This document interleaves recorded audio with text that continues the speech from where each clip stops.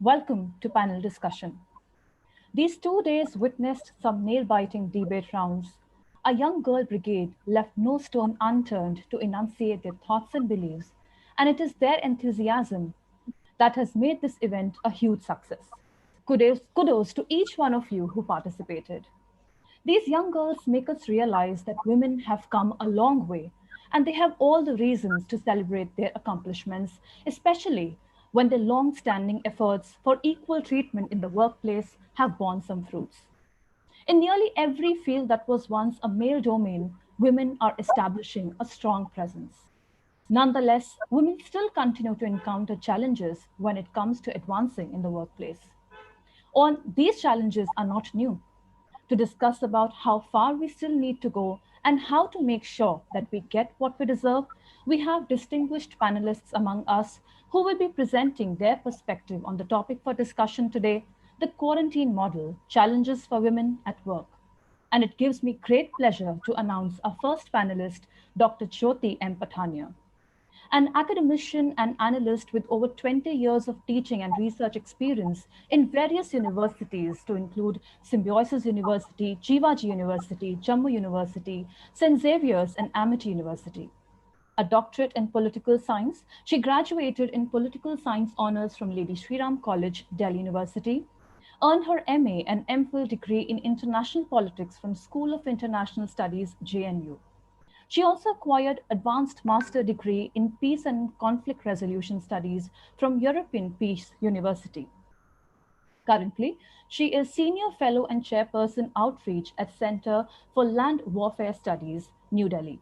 We welcome you, ma'am. Next, we have Ms. Rita Singh. With over 30 years of experience in education, she is the director of the Indirapuram Group of Institutions. She has a master's in mathematics, in education, and in business administration, and a certificate in multiple intelligences from Harvard. She has received a number of national and international awards in education, the most prominent being the CBSE National Award the last year from HRD Minister, and Woman of Excellence in Academia by Women Economic Forum. As consultant with British Council and Education Quality Foundation of India, she has associated with programs relating to mentoring of rural schools in UP districts by private schools. Thank you, ma'am, for joining us today. Next, we have Ms. Inayat Singh Kakkar. She is a qualitative researcher and public health practitioner working towards realizing the right to health. She's a member of various pan-India civil society groups and people's movements in India, with a focus on public health. A graduate of National Law University, Jodhpur, she diversified into the field of social work and activism after a post-graduation from the Tata Institute of Social Sciences. Thank you for joining us today. Next, we have Ms. Srishti Saksena. She's an alumnus of Loreto Convent, Delhi Kent, and Army Institute of Law, Mohali.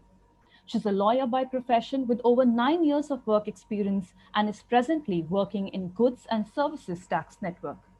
She has varied experience in litigation and working in government departments such as Ministry of Law and Justice. She's a keen legal writer and has a number of publications to her name. She has published articles on Aadhaar and protection of employees' data by companies in foreign journal and website. We welcome you, ma'am. Next, we have Dr. Harshita. PhD is Science C in the Defense Institute of Psychological Research, Defense Research and Development Organization, Ministry of Defense, Government of India. She's an alumnus of University of Delhi and has done BA Honours, MA and PhD in Psychology from University of Delhi. For her doctoral research, she has worked in the area of planning interventions for children with dyslexia.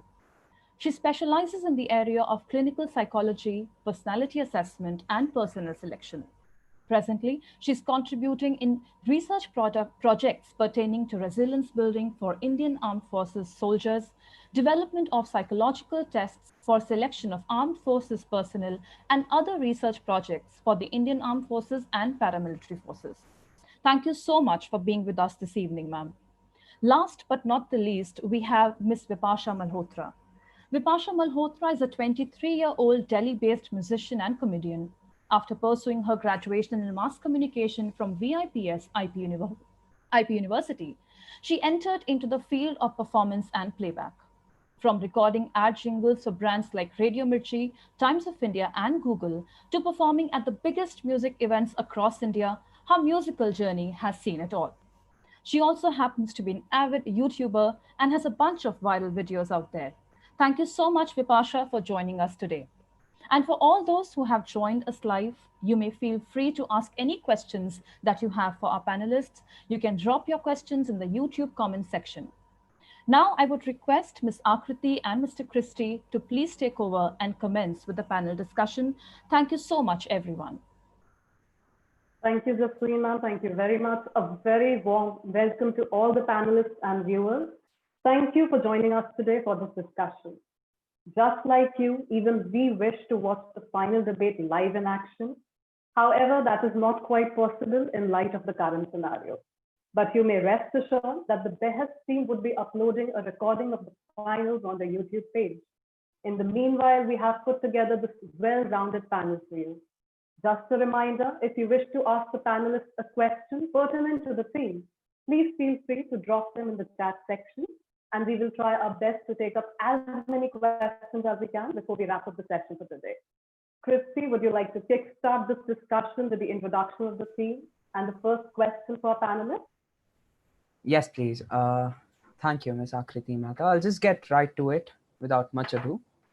The explicit bias towards women is evident in them being perceived as nurturing, parenting, and supporting individuals.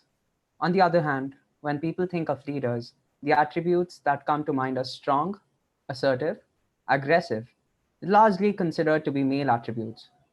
For most people, women have no association with leadership behavioral patterns. They are considered as the weaker sex. With the world controlled by the pandemic and the workforce largely shifted to the domain of the space traditionally called home, instances of increased household responsibility, domestic violence, and psychological torturing have come to the fore. Keeping in mind the ongoing pandemic, countries like Taiwan, New Zealand, Germany, and Iceland have flattened the curve to achieve a state of normalcy. What these countries have in common, apart from an overwhelmingly successful response to the pandemic, are women at the helm. They have done much, much better at controlling the virus and have lifted the lockdown sooner, thereby hastening economic recovery compared to other countries. How important is the gender element in this analysis? What do you think?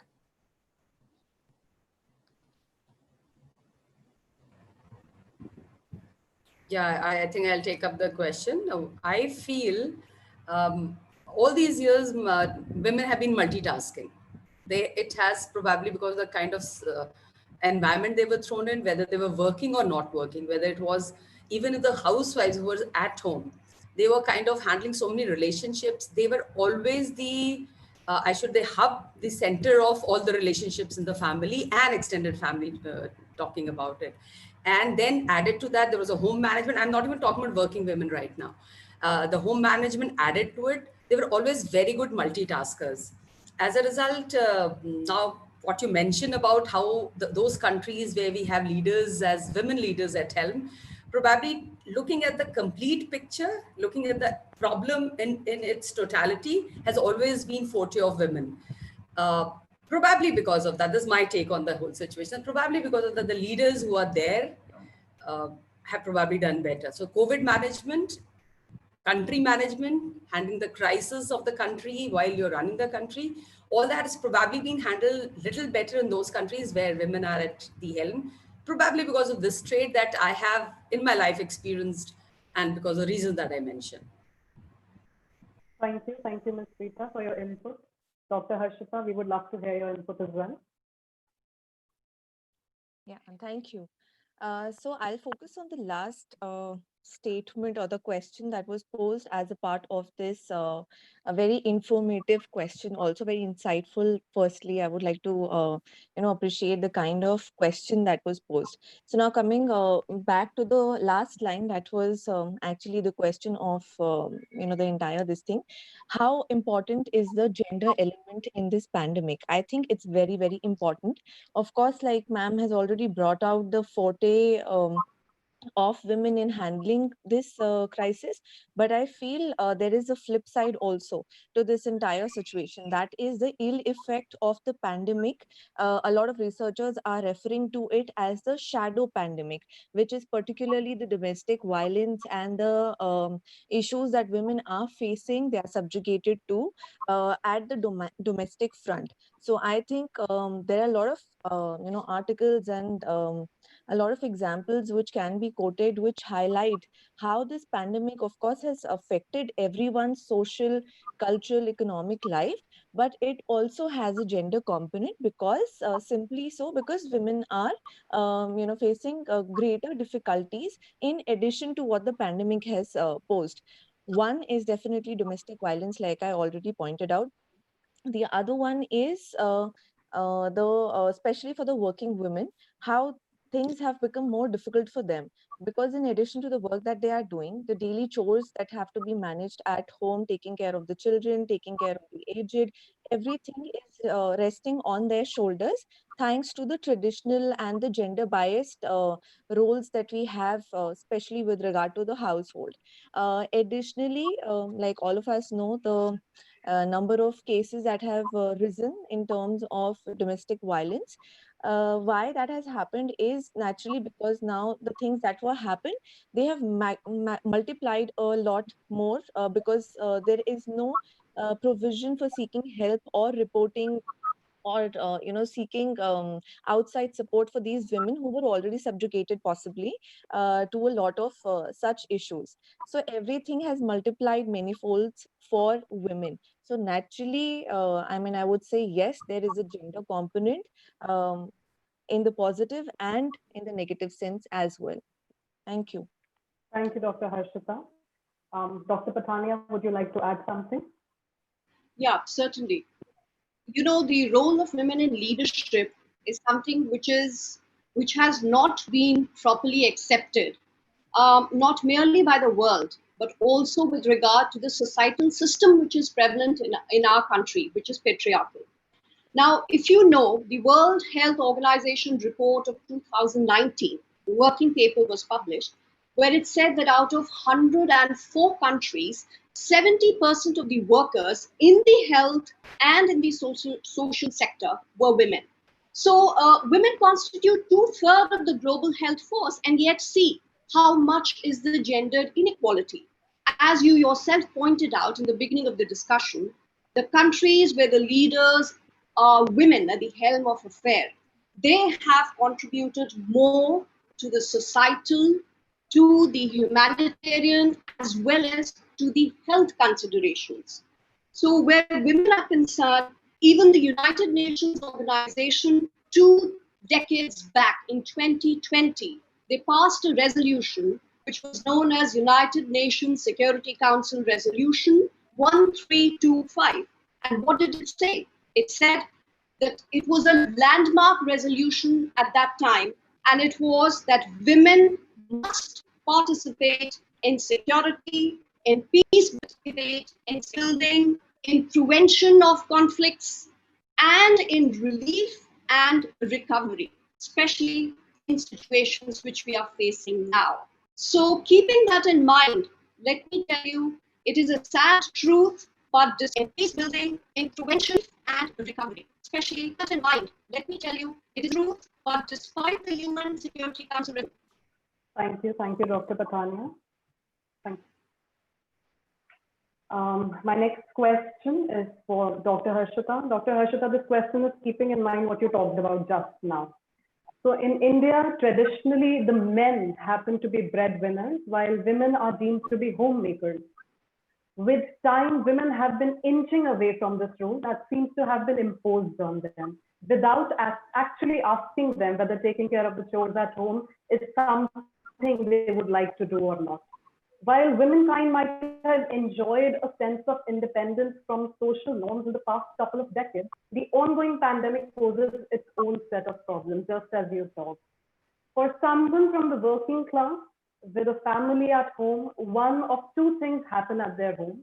Either everyone chips in to relieve their load since the domestic help does not come around, or everyone takes her for granted, right? Hence, they have nothing, to add to it. So, which further adds on to the working mother's load, basically. So, my question is, how can we ensure that the pandemic era domestic work is being divided more equitably? Right. Thank you for the question. So my counter questions to all of us would be that why do we have this question in mind in the first place?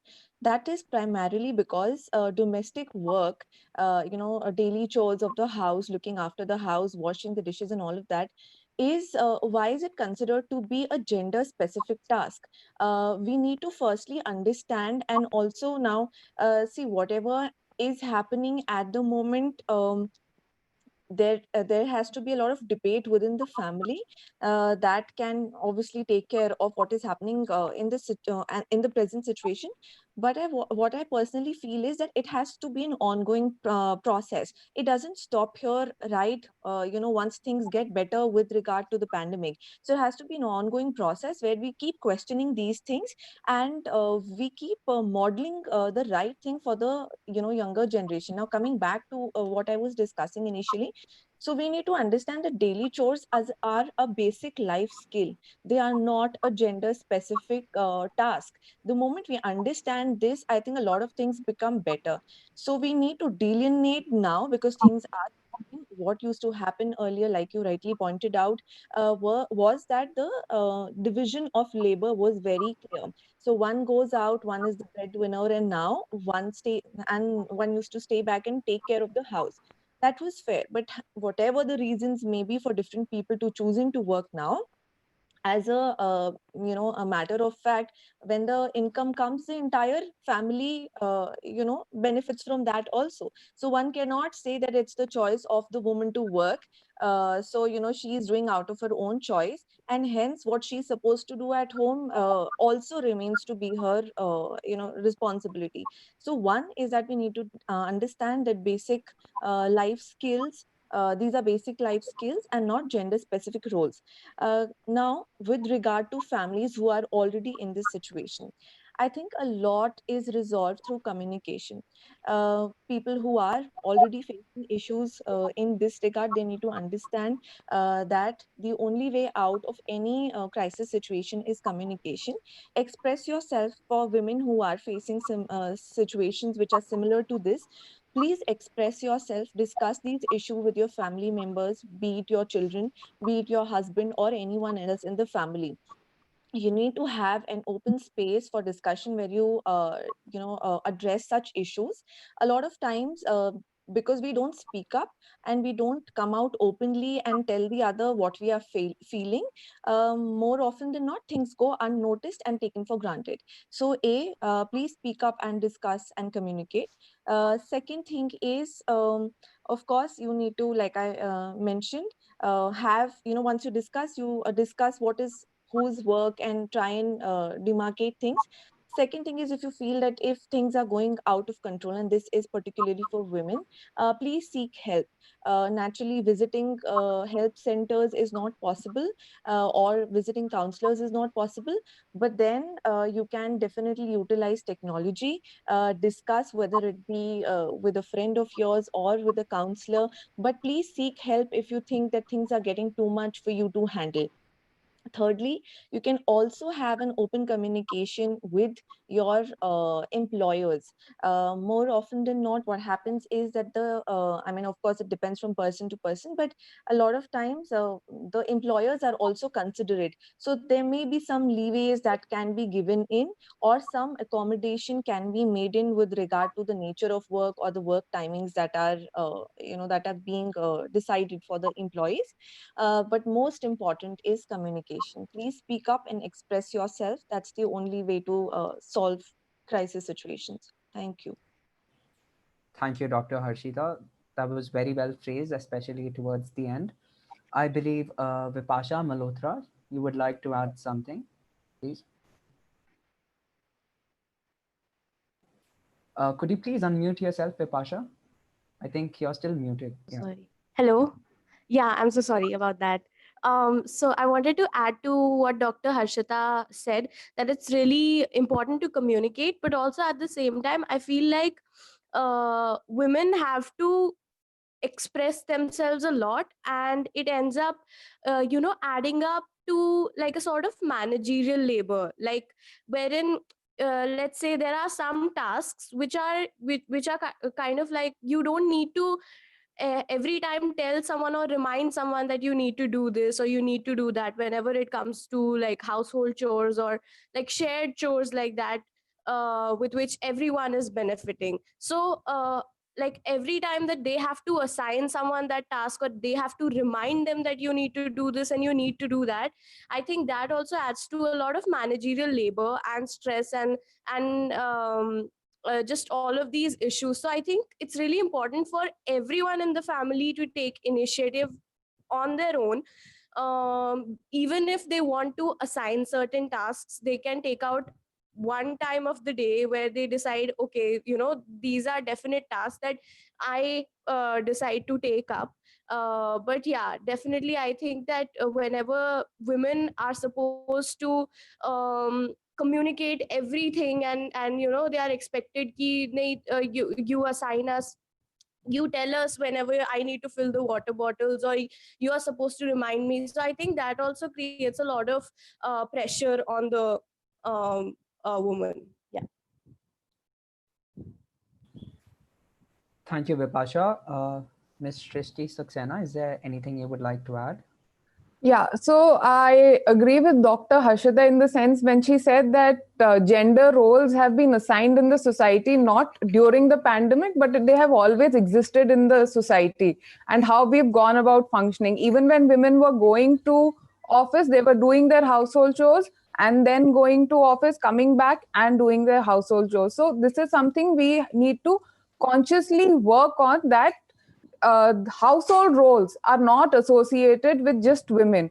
We need to divide the work, and also we need to raise the next generation well. The next generation needs to understand that these are, like Dr. Harshita said, that these are life skills which everyone should know. Like cooking is something which everyone should know. It is not a gender specific role. If a man is staying alone, he also needs to cook, he needs to survive. So we need to do this. That's about. Thank you. Agreed. Dr. Patania, would you like to share some insight? Yes, I liked the title of your program, which said Quarantine Model. And I was, I was thinking that I was just thinking, can we actually have a model which can be accepted by all of us? Can we have a basic model, quarantine model, especially for the women? So it's very difficult, and it's a very complex and complicated question. So for me, I would add just three things as a quarantine model. One, adaptability. You've got to adapt yourself to the new normal. What is the new normal? The family is in the house most of the time. That includes your children and your husband. If he's not in the government service, he too is in the house. So how do you distribute work? Like Srishti said, division of labor is not only in terms of factory workers, but it is also in our household chores.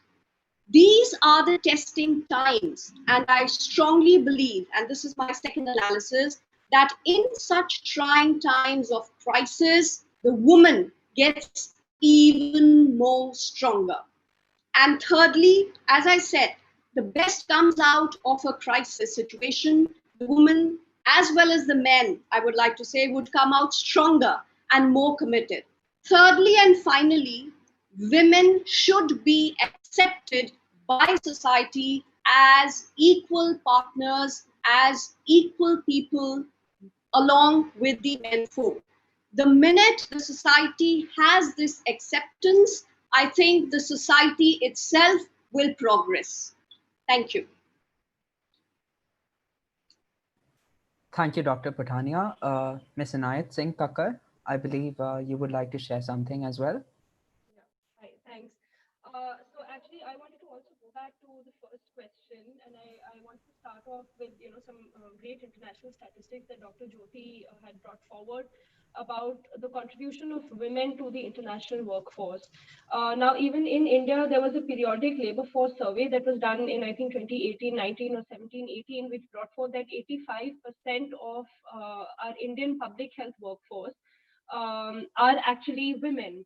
But if you compare that with the kind of leadership positions that women are in as far as public health and medicine is concerned, you will find that there aren't a lot of women in leadership positions. Now, a profession like nursing, where traditionally there are, many more number of women who provide nursing services.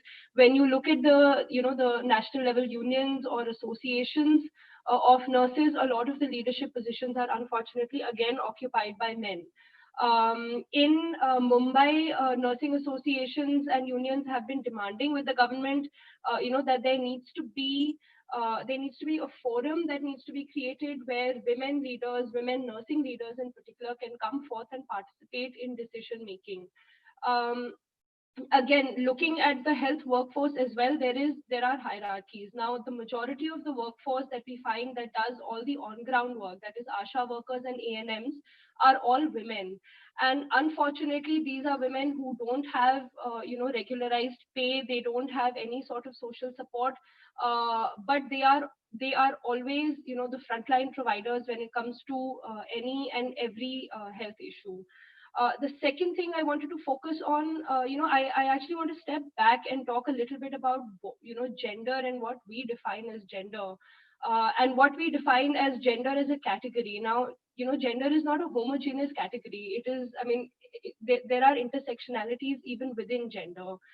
There are intersectionalities of class, there are intersectionalities of caste, there are intersectionalities of, different kind of socioeconomic things. When we talk about, when you look at the public messaging that has been there around, women and particularly working during the pandemic, a lot of it has focused on working from home. But when you look at the actual numbers, it is only 4 to 5% of the women who can even afford to work from home. There is very little focus that has actually happened on how to support domestic workers, for whom it is not possible to work from home. It is common knowledge that domestic workers have not been paid by a lot of the employers. Unfortunately, a lot of these employers are also women. So gender itself is not a homogeneous, category. You look at sanitation workers, you look at migrant women, you look at women farmers. So even, even within gender, we need to address some of these differences that arise. And understand that a lot of the solutions that are given are oftentimes solutions focusing on only one particular class of women. So, for example, technology and telemedicine, which is coming up in a big way. Unfortunately, a large majority of women don't have access to the internet or to services or products that can actually enable them to connect to these kind of services. So even there is a danger that you will leave out a large number of women who require services, because sometimes we don't think in terms of these intersectional angles, and because we think from very straight sort of lines. Thank you for sharing some valuable insight, Ms. Inayat Singh Kakkar. Ms. Rita Singh, is there anything you would like to add? Yeah, actually, the conversation was going on a different angle at that point of time when Harshita and Srishti was speaking. That is when I wanted to kind of add on. However, I'm happy that I'm speaking after Inayat, because she brought in a very different, I would say, a wider perspective to the entire situation. So good that we're not just talking about the domestic part of what is household chores that we were talking about. Now we look at the women's role in a bigger perspective.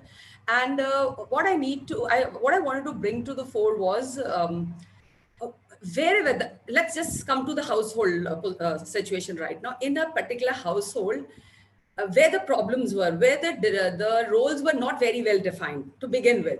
Either the roles were set wrongly, and or we had too much of household, the domestic help otherwise coming from outside.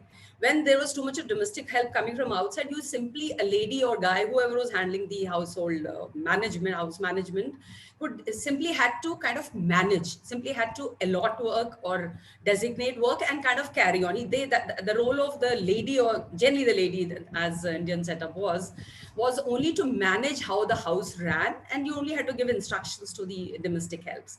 When it all stopped coming to a place, when the the entire chores came into the hands of the family, that is where the strength of the family, the core values of the family, or the feeling for one another actually was brought to the fore. Did you feel for your mother? Did you feel for your wife? Did you feel for your sister? Do you understand how much stress they are taking? How much of work are they taking?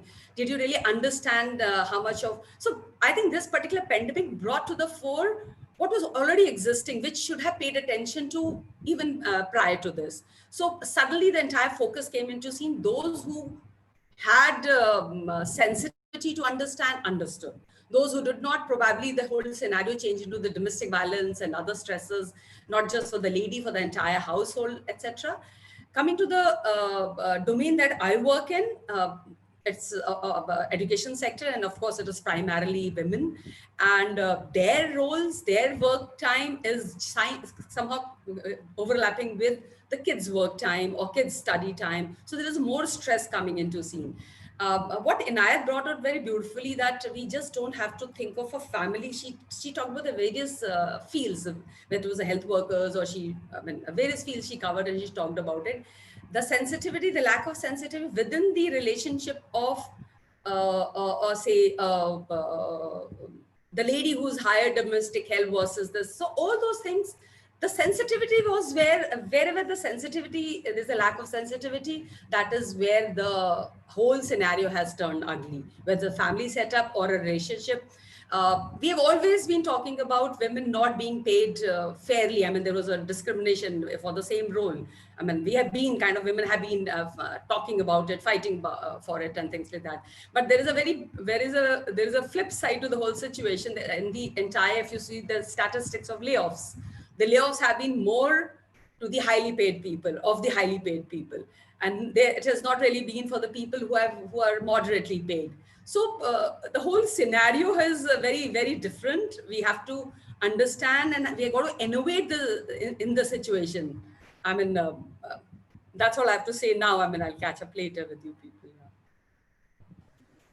Thank you for sharing your valuable perspective.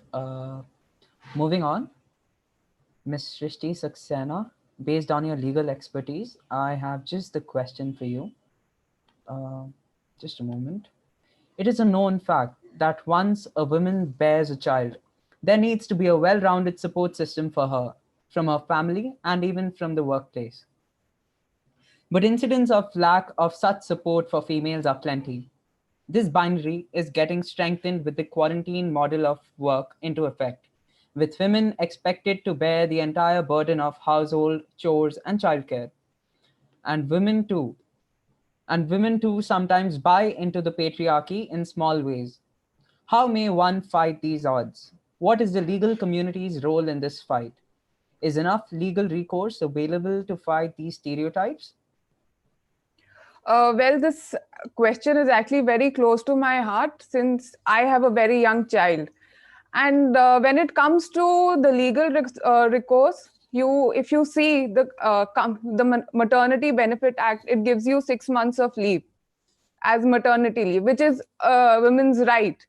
But the problem, there can be no harm to a lady during the maternity period. The employer cannot act against the female. But the problem that arises is that these are all written. There is actually very little access. Firstly, there is little information about it.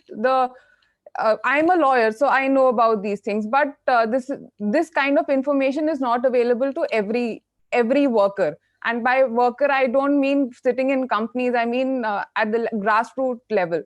So they don't know this information, and most of the times employers actually take advantage of this situation. I have always believed that there is a lot of legal recourse available, but the access to such legal recourse is a problem. for many women because of lack of knowledge, lack of financial resources, or the societal norms and pressures. So I think it is actually the duty of the employer to make women comfortable, and it is also the duty of their family to support the woman. Thank you. Thank you, Ms. Srishti. Thank you so much. Moving on, my next question is for Ms. Rita Singh. Many women are different at work and at home. However, in the current scenario, when work from home seems to be the norm, the lines between work and home have been blurred. The very same women who wield power and are leaders at the office, they take a back seat at home and subscribe to stereotypical behaviors that they reject in the office. Why do you think women succumb to the undue pressure at home? What is the reason? I won't really say they succumb to a situation or anything. That's a role that was predefined when a guy and a girl get married. There are certain strengths with girl, there are certain strengths with boy.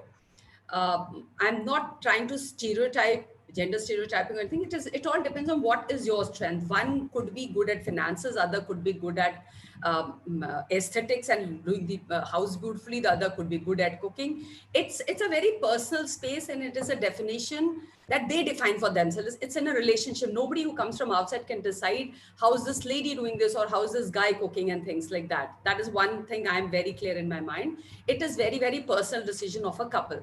Now, when the family grows bigger, when the children coming in, it's again the adult's decision to how much to involve these children and how each one takes the role of whatever the place has to, the family has, whatever commitments they have. So how have you actually structured your family to begin with? The role is, it's as much a responsibility of a guy as it is of a girl, because the family is comes out, it's revolving around two of them.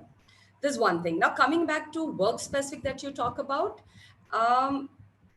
if your work was well defined, if your relationships are fine, things do not have problem. I mean, you would have, in the pandemic, people would have redefined their roles, and when the maids stopped coming, or when there are different situation, when their online shopping started happening, whatever, people kind of got into their roles, and you fitted your puzzle jigsaw pieces in the puzzle in a right way. Okay, Christy does this better, Anaya does this better, and Rita does this better, and then the friction came in when there was lack of communication, and it was not really well structured, even if it was change in structure that was happening. If you were a teacher, I'm not coming specific to my domain where, the kind of people that I have, of course, there are administrative workers, but the percentage of staff in administration versus the people who are teaching are much more in our setup. So I'll talk about teachers in particular. When a teacher was out of house for say 6 hours or 7 hours, otherwise, and suppose the guy was in a say software engineer or whatever, and he was spending time as close to 9 to 10 hours. So there is this 3 hours extra for a lady in the house. She would have taken little more on herself. And if it is not the situation now, if everybody's working from home, I'm sure little shifting of workload would have happened in, again, sensible households, where the relationship was alive, right, and respecting one another. So I feel the stress that a teacher is feeling, it's not related to more work at home. It is related to less gadgets at home, I would say. Probably the child is also seeking the gadget to study because his lessons are being imparted. If there are two people, did you actually have 4 smartphones or 4 laptops or 4 PCs? Is it good to have a small screen being watched by a child? Mother would probably forego a laptop for his kid because she doesn't want her child to be watching smaller screen. So all these lack of gadget, and the entire lockdown and entire pandemic came, it did not really give us a breather. It came too suddenly, and all those people who were feeling lost are the ones who probably could not redefine their life fast enough. It's like a rate of change. If it is faster than the rate of absorption, that creates stress for you. So those families which have probably felt it, have experienced this, have felt the stress.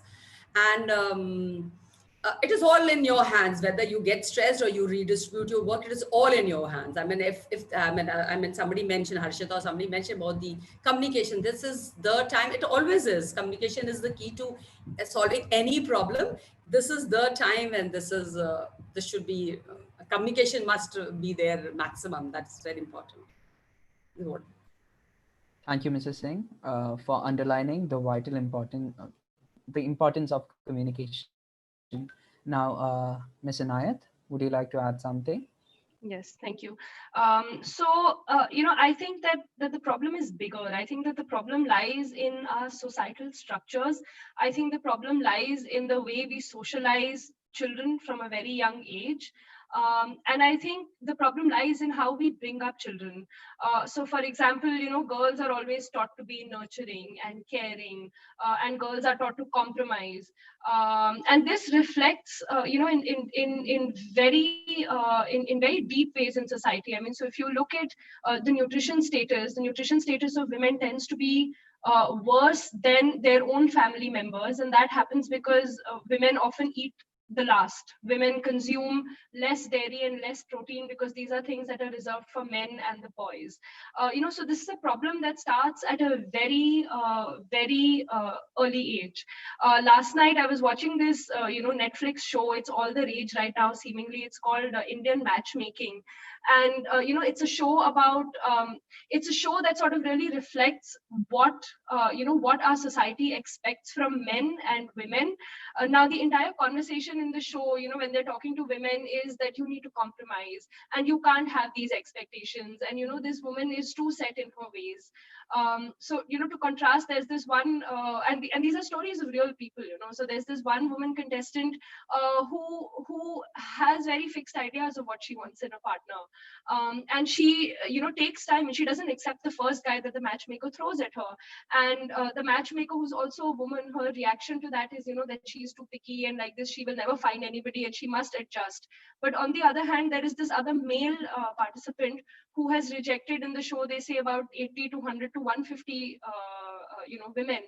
And somehow the conversation on him rejecting women is not as negative, and he's not perceived to be troublesome in that sense. So I think that's where the problem begins, and I think because of that, the kind of negotiation space that women have at home is very less, because there are some things that are just expected of you. One of my friends, she often tells us about her boss, who is a woman, and she has a child. She has a small child, and these are people who are working from home. So she said, I see my boss replying to emails only after 12 in the night, because the whole day she is busy with her child, and it is only once the child goes to bed that she is able to do this.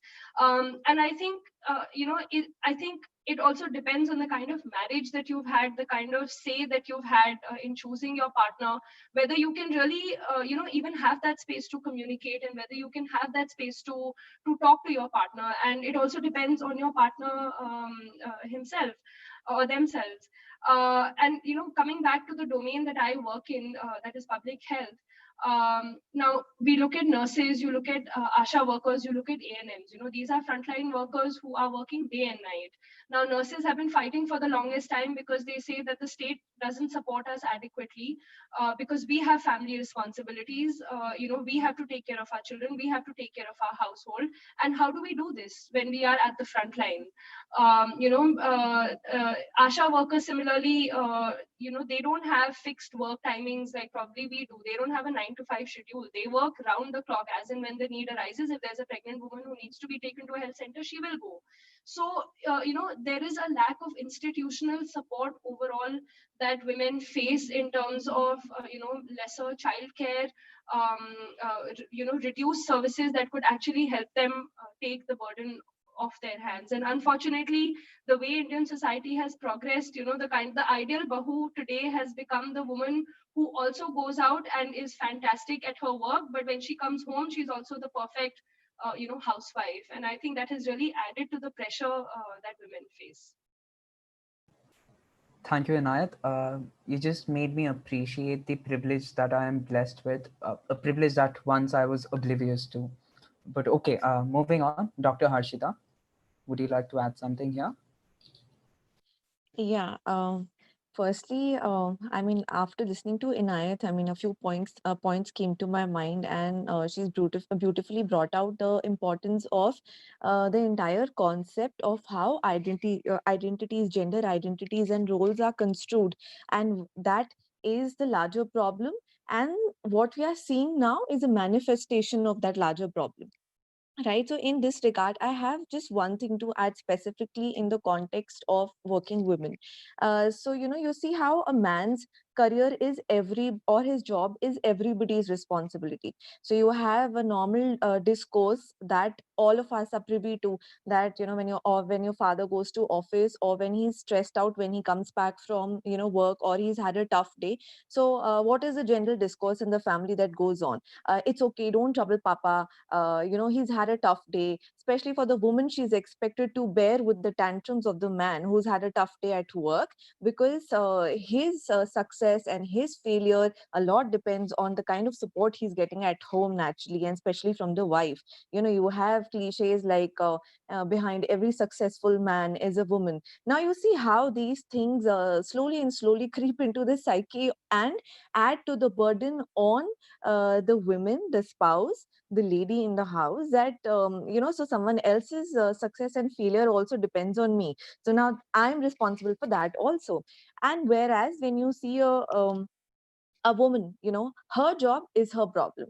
So she is not allowed to go to office, have a bad day at work, come back a little stressed out, and that, I mean, it's a food for thought. So do we have the same dialogues in the family, that, don't trouble her, let her be, she's had a tough day, let's all support her? Do we have that sort of setup at home? For the working women, whatever be the career or the line that the woman is in terms of her field. But do we have a similar discourse like that?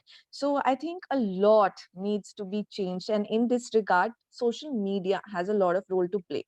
Like, I was just going through these memes and the jokes that go around in WhatsApp and Facebook and other platforms. So what they are doing with regard to the pandemic, so how they portray is that they'll make funny memes on men doing the household chores, right? And how frustrated they are because they are trapped inside the house. And for women, they are upset because they are not able to go to the parlors, and they are not able to get their basic stuff done. So that is a matter of humor or joke and concern, joke or humor for people. So what I urge young people also who are watching this, and parents, that the discourse has to change. How you address, or how you put forth the concerns of yourself and of others, how you, again, the role of sensitivity is very important. How you are sensitive to the other person's position and difficulties that they are facing, that is very, very important. And it's extremely important to support the woman's career also, equally as important as it is a man's career. So that sort of a support has to be there at home, otherwise definitely it'll be a stressful bargain for anyone. Thank you. Thank you, Dr. Harshita and Dr. Patania. Yes, please. All right. My counter question to the panelists who just spoke before me was, who is the one who says that dad has to go to work? Please let him do his work properly. Do not disturb him. It is the woman herself. So I think until and unless the woman herself tries and educate the family members that not only the father's work but the mother's work is also equally important, and that professionally both have to be taken care of, professionally both are sound professionals, and that the family has to look into both at an equal respect. I think that is where is important, because it is finding in the family, as we say, the first school of any child is the family. And woman is the core of the family. She is the foundation of the family. So the right education, the right grooming, and the right perspective has to be given by us, by we, the women. We are the most pertinent aspect of any society. So, in my opinion, social re-engineering has to be done, and I think pandering has to be done. Pandemic has given us an opportunity to do social re-engineering in our households, and that is a place where women, us, we can take the lead and set the house which is not in order. Thank you. Well said, Dr. Patania. Ms. Srishti Saksena, is there anything you would like to add here? So I was listening to the panelists before me, and one thing that came to my mind was that even in the workplace, women are seen that they are just doing work for their wish. It is not a necessity, or they don't want to work. So if a lady is getting married, she will always be asked, "Oh, will you continue working?" But if a man is getting married and it's the news in the office, nobody will ask, "Oh, will you continue working?"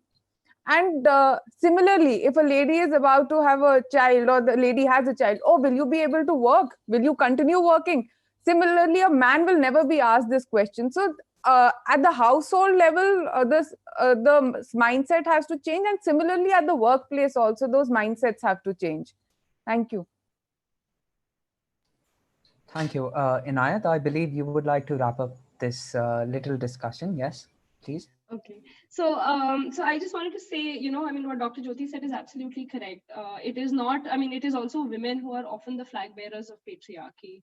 But I think what we also need to understand is that the woman who is traditionally, punished is also the woman who steps out of, who sort of dares to push the line and step beyond, what patriarchy dictates she can and cannot do.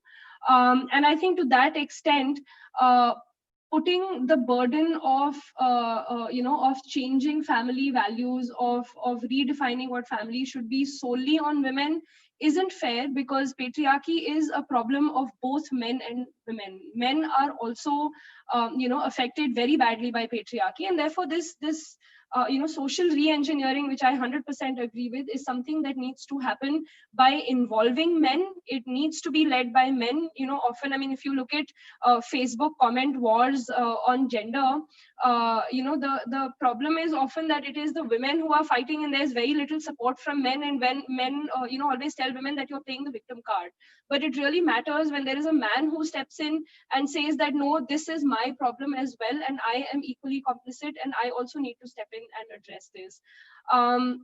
Now I wanted to wrap this up by being a little bit provocative. I think sometimes these gendered roles also seep into our language and the way we talk about women. So it's very common in Indian culture for women to be addressed as a lady.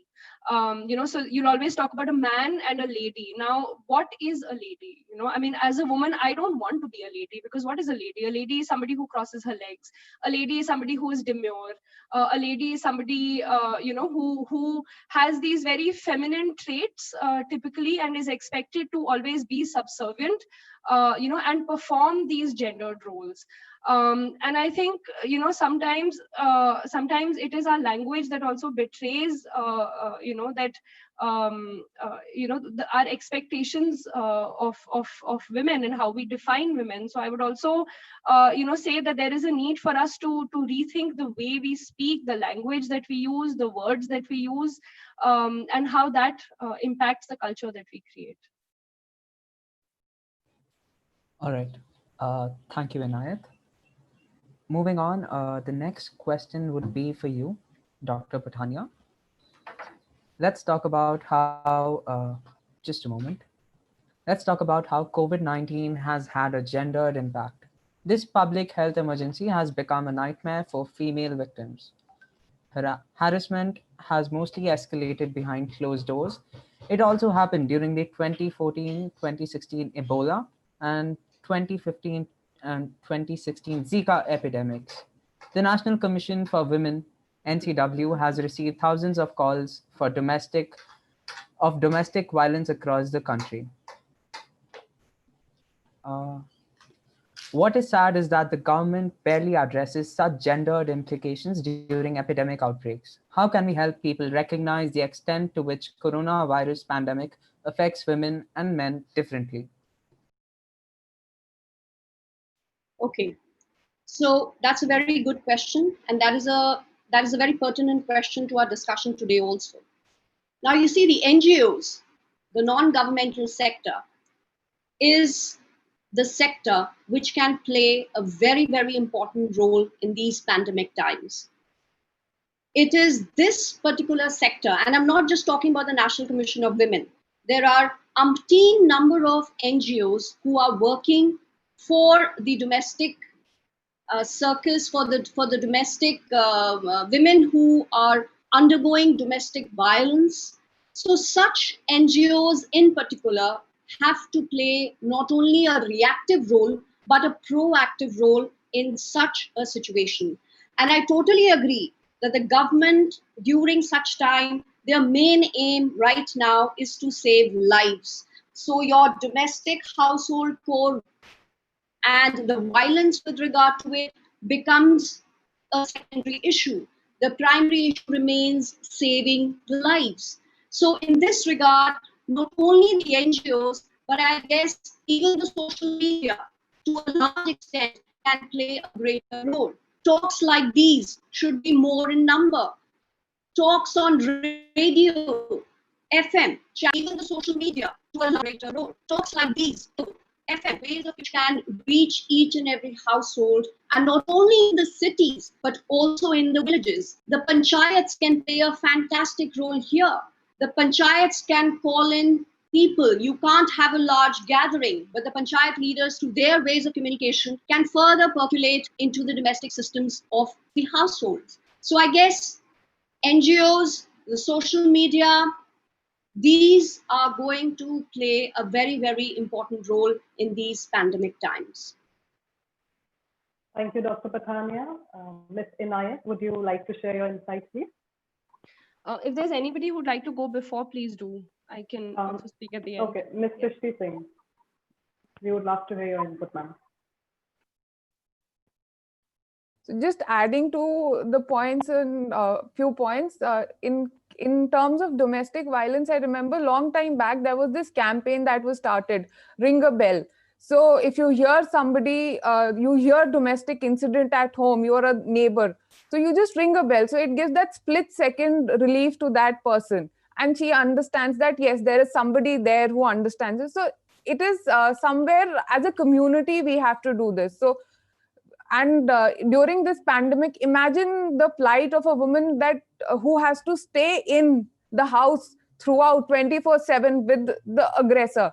So that is the kind of a community building. If you know that there is something happening, just go walk up to her, talk to her, just ring a bell. And these are the kind of campaigns that should start and should continue. And apart from that, there are so many other facilities that are being given to women, and women need to be educated about the aspects of law which are there to protect them, and that it can be through these mediums and at grassroots level through NGOs, and so we have to build up as a community and voice our opinion against it as a community. Thank you. Thank you, Ms. Srishti. Ms. Rita, would you like to add something? Yeah, I agree to what Dr. Jyoti and then Srishti talked about, that community has to intervene and they are the ones who have to take this role in society, because each time when legal intervention is there or the government gives out an order, the order does not always help. Or sometimes it can be, if I remember when there was a whole lot of dowry deaths happening, I'm talking about my younger days, it's not, and luckily it is not really too much, and the problem is kind of eradicated to a certain extent, at least in urban places. When the law came in, 7 years of all those law came in, it was kind of twisted to the other side, and there were the whole lot of cases where it was taken adversely, and people really tried to twist that order or the law against certain families. What I'm trying to say is, if I talk about my own domain, there has been a situation like we all know, I mean, who have been aware and who have school-going children, etc., or who are either a parent or a teacher in a school, would know that there are a whole lot of fee issue that was happening in schools presently.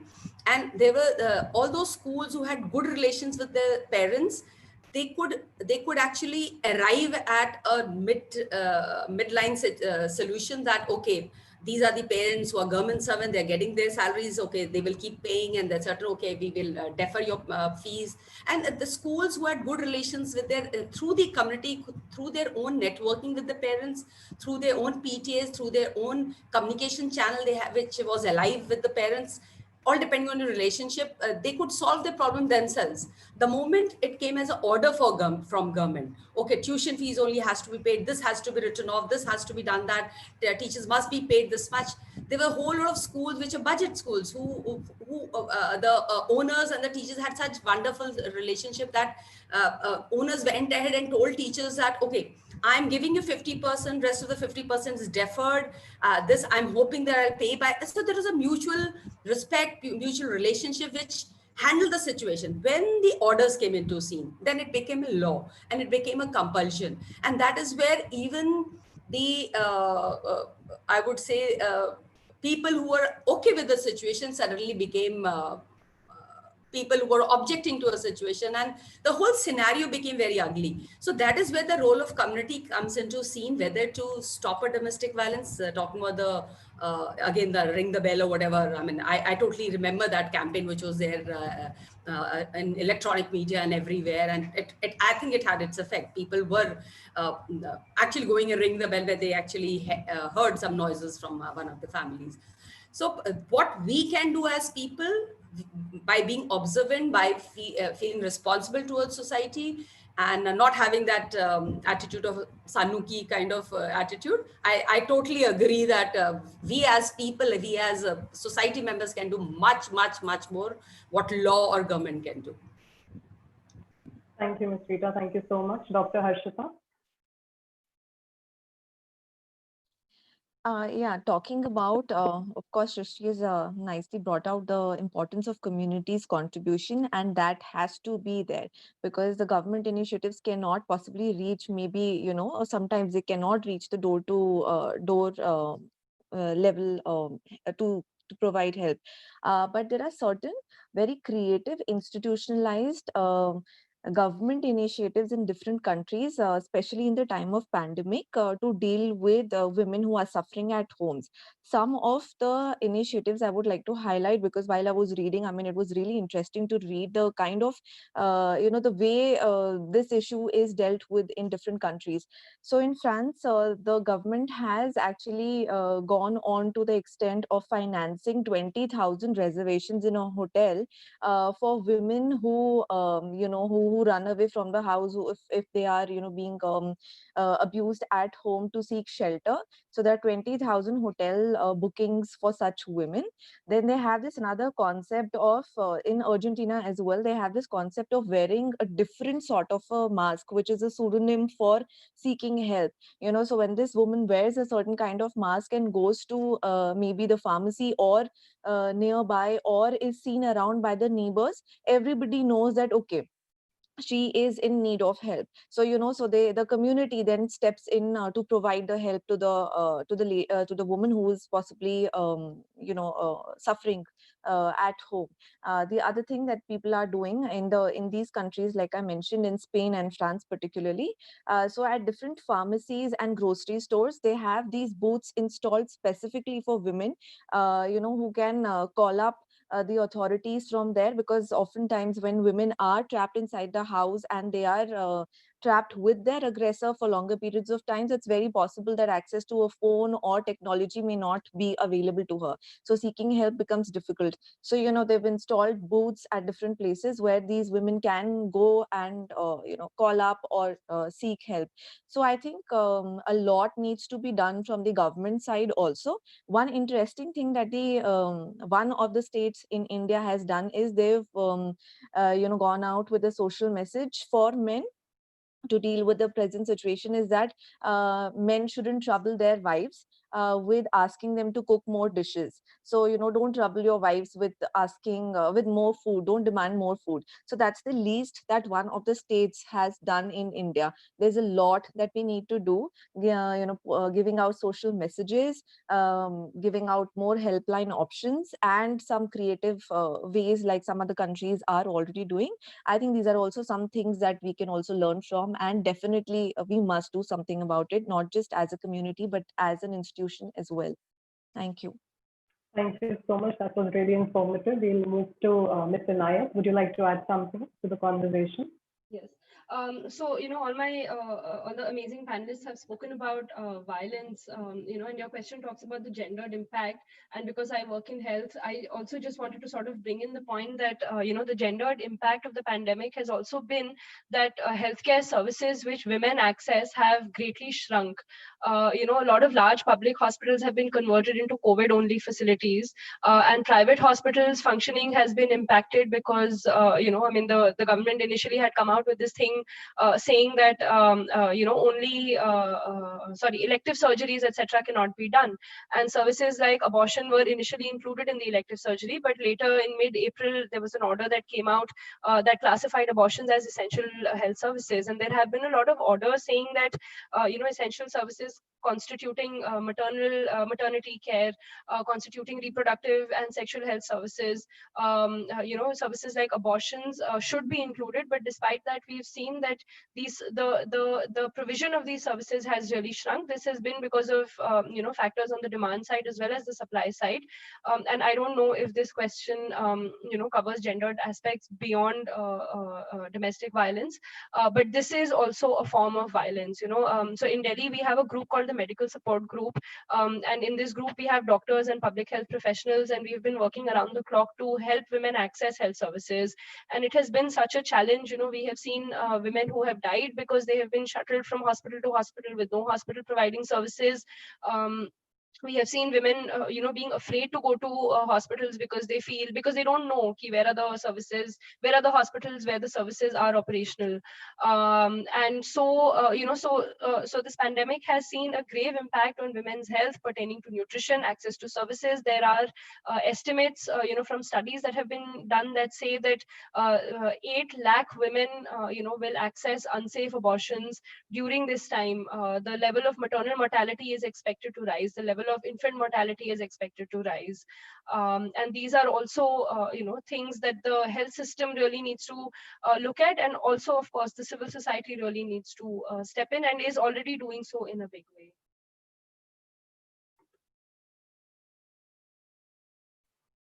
Thank you, Mr. Nayak. This was exactly my next question to you, that how in several countries the provision of sexual and reproductive health services, including prenatal and maternal care and access to contraceptives, they have been reduced as soon as the resources they had to be allocated for the COVID-19 crisis. So I'll ask another question. Dr. Pathania, she also mentioned the statistics that according to WHO, the majority of those on the front lines of the pandemic are women, as they make up 70% of all health and social services staff globally. What is more disheartening is that they're paid much less than what a man makes. It has become extremely difficult for such working women who also assume the primary responsibility for household work. This includes caring for an infected family member, which exposes them to higher risk, both physically as well as financially. How can we ensure that the future we all seem to share at the moment is one built on solidarity and partnership?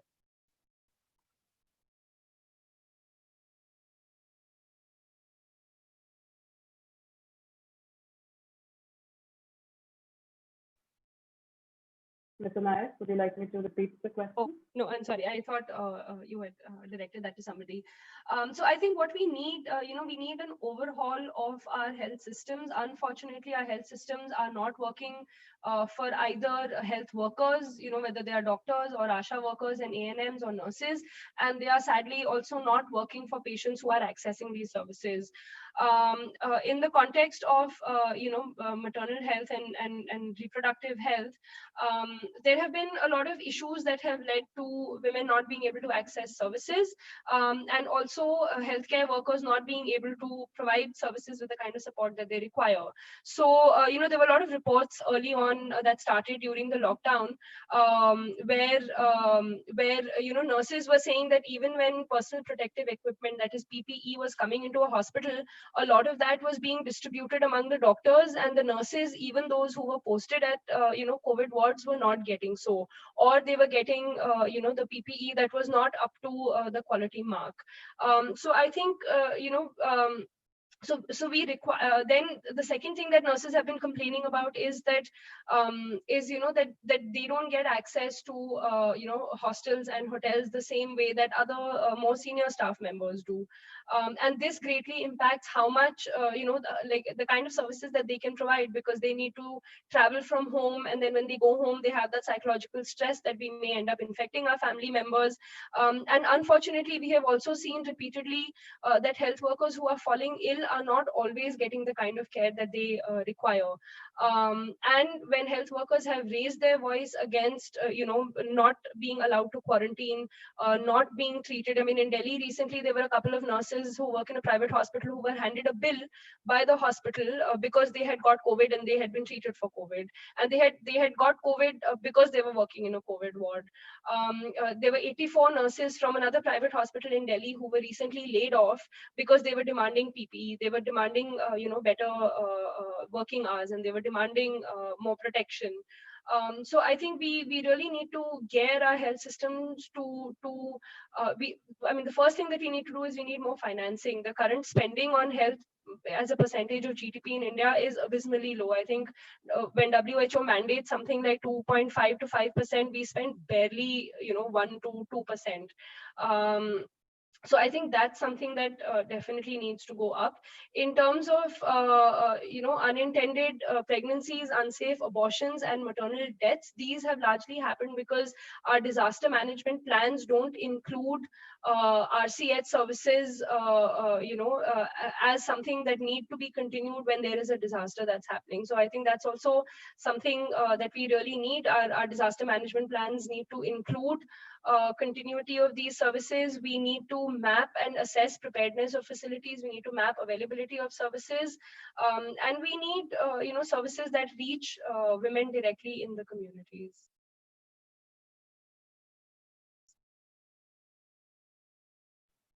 Thank you, ma'am. Thank you. Thank you for your input. It looks like no one has anything to add to what Inayat just said. So moving on, the next question is for you, Vipasha. Since just about everything is divided on the basis of gender, just a moment here. The stand-up community is no different. Female stand-up comics have a far more difficult ride in the industry than their male counterparts. This industry is mostly male-dominated. Even the audiences seem to be more accepting of men being funny, but female comedians have to be twice as funny and a little more careful. Keeping in mind that performing live in front of an audience is something which won't happen anytime soon, do you think that the internet offers a level playing field?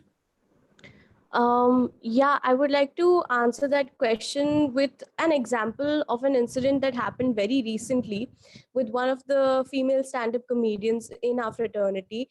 So as you've mentioned, it's already really hard for us to go about doing live performances and to be accepted as being equally funny to our male counterparts. It's really hard, and it's actually even not just from the audience but even from the male comedians. We get a lot of criticism constantly, and we're always mansplained on how to go about things when we never even asked for it. And like it's already difficult that ways, but something that happened recently and was very outrageous was that there's this female comedian who joked about a statue of Shivaji Chhatrapati Maharaj that was going to be built in Bombay. So now she is not really joking about Shivaji Maharaj. She is not even joking about the statue.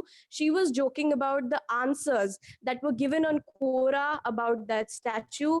Like, this statue will have like how people exaggerate on anything that the Indian government is coming up with. Like, if you remember when the new notes were coming up after demonetization, people were joking that this will have a GPS chip and tracker and all of that, right? So on Quora, which is a question answer website, people were assuming what all benefits will the statue have, and in our culture we have this habit of like exaggerating every little invention that we make, and that's sort of the job of the IT cells of the particular government who are. So anyway, so she was just mentioning the answers that she read on Quora, which said that the statue will have LED lights and everything.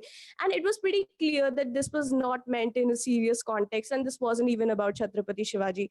And now, 2 years later, 2 years after the stand-up clip has been released on YouTube, suddenly some people come across that clip and they are really offended.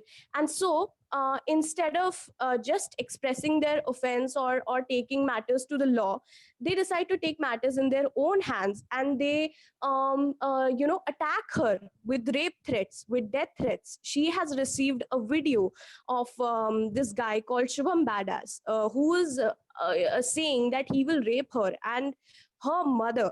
And basically that's her whole like she is under attack from this whole community of people. Not just that, apart from that, the venue where she performed, Indie Habitat, those guys went to the venue and they broke down the space. So as you know, in lockdown it is really hard for any sort of restaurant or club to anyway survive, and then to have such damage done to your property. It's even harder for these art spaces to uh, yeah so it's even harder for these art spaces to survive in such a time. So then again, I do not feel that even online uh, even online we have our different sort of challenges, and it's like, again, our gender is apparently the first thing that people see, apart from anything else that we're trying to do. So leave alone her incident, something that happened with me as well very recently was about when TikTok got banned. I tried joking about it, and then people started taking offense in the wrong context. Like, I wasn't even joking. Like, they understood my video, and then they started calling me an anti-national, and then came the rape threats and death threats. So apparently, like, it's hard for both, definitely for male comedians and female comedians. But at the same time, when you're a female comedian, you're like at the receiving end of rape threats as well, and you're reduced to like a piece of flesh, basically. So yeah. Thank you, ma'am. Thank you, Vitasha, ma'am. Next up, we have a few questions from the viewers that they would like you to answer. So it's an open session here. We'll start with a question from Samra. Samra says there is a disparity in terms of role division between the genders in families. But doesn't the average temperamental difference between the genders explain this disparity, even though it isn't fair?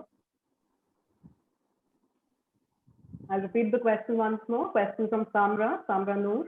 There is a disparity in terms of role division between the genders in families. But doesn't the average temperamental difference between the genders explain this disparity, even though it isn't fair?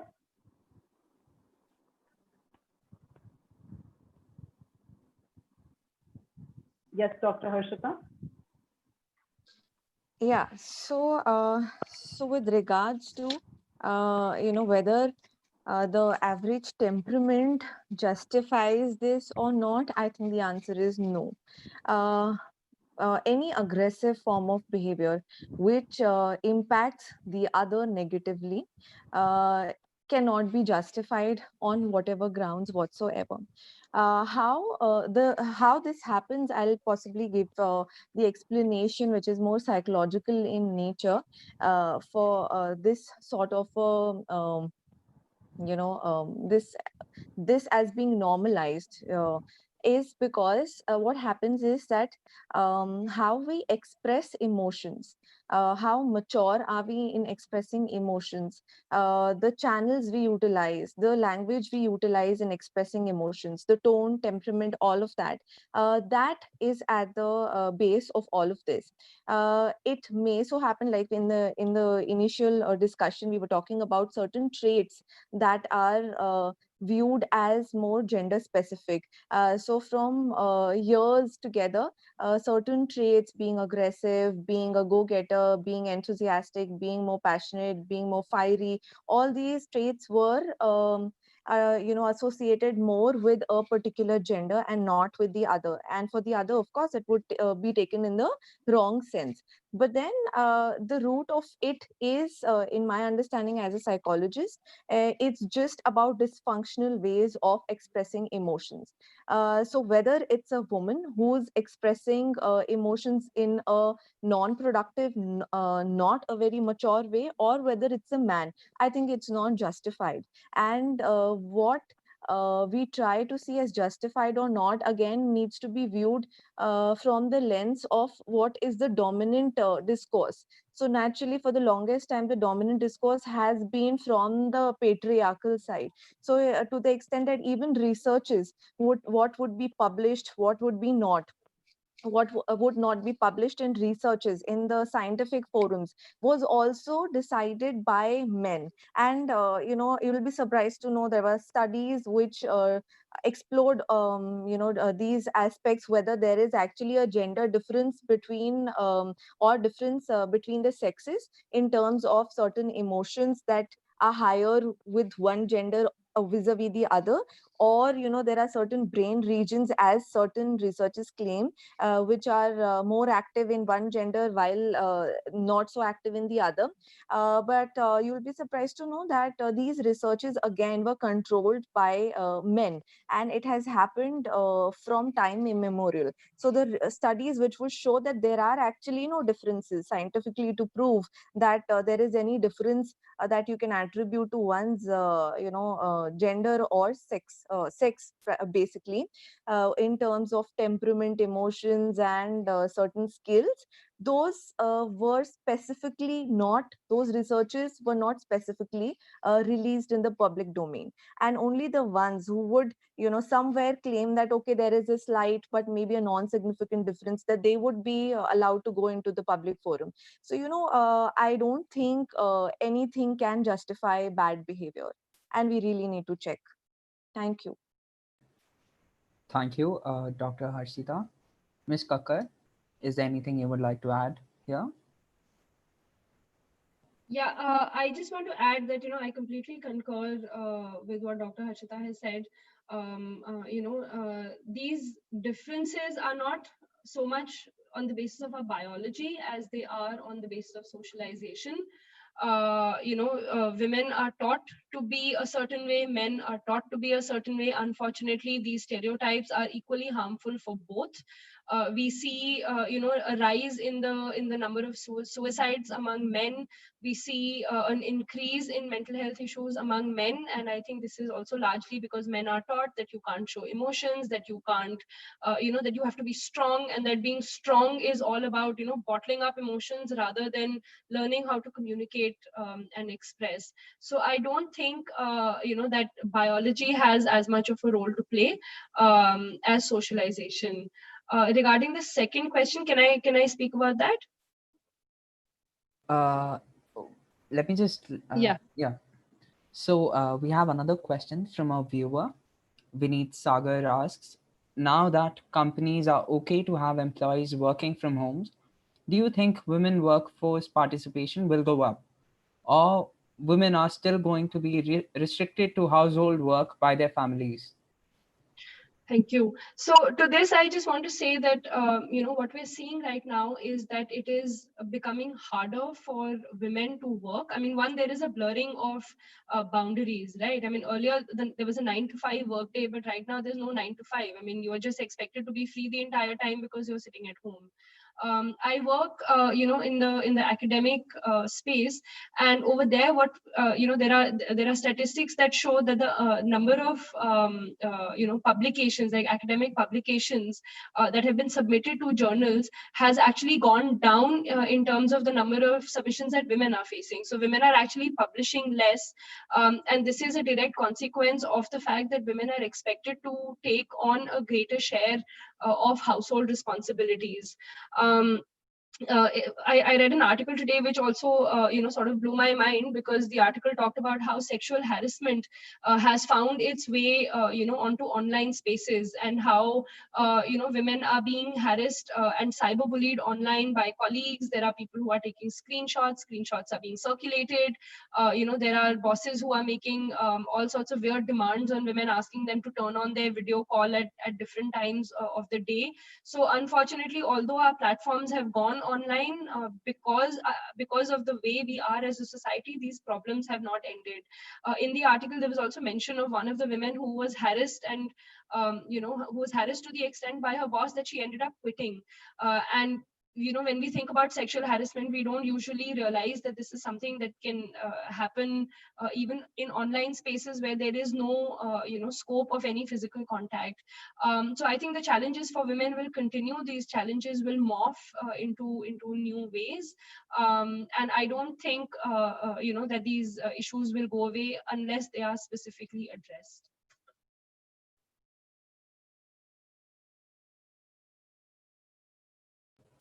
Vipasha, is there anything you would like to add? Yes, so I would just like to add to what Inayat said just now, that even though there is a better scope for us to be online rather than, actually being, so as you know, even stand-up comedy shows, they used to be organized late at night, and it was a huge like restriction for a lot of women that they couldn't step out at that time. So now we do have the freedom to attend all these Zoom shows and to be active online and to put our art out there. But at the same time, even in these live Zoom shows, we have guys messaging us like really harassing and violating messages a lot of times. So it's almost like, even though we have the exposure now, even though we have the equal opportunity, but at the same time we also have to face the harassment and the abuse, because apparently it's much more easier to kind of violate someone through the screen for some reason.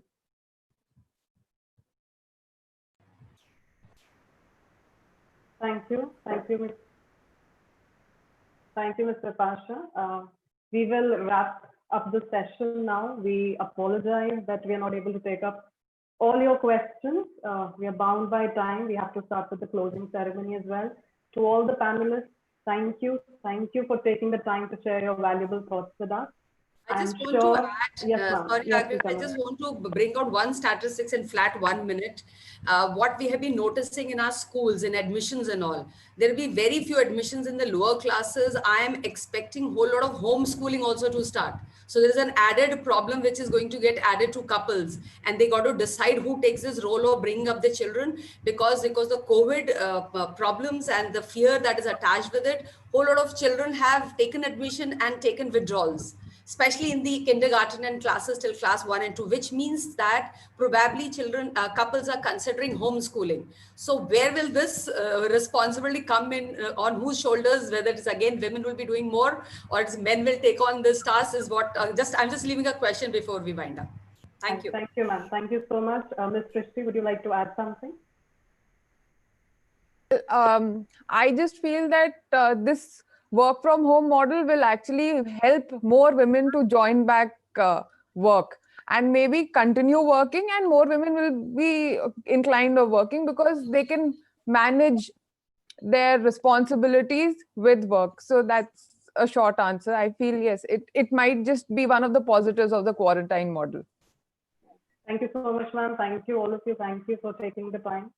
to share your valuable thoughts with us. I am sure that your advice and viewpoints will help a lot of our youngsters circumvent future challenges. Thank you so much once again. I now hand over the mic to Ms. Jasleen. Thank you, ma'am. Thank you so much, everybody. Believe me when I say that it was truly an honor being a part of such informative and highly inspiring discussion today. On behalf of the entire QVS family, I would like to sincerely thank each one of you for giving us your valuable time. Thank you so very much. And to all our viewers, you are requested to please join us for the closing ceremony that will be streamed live on Behest YouTube channel at 7 p.m. Thank you so much, everybody, for joining us today.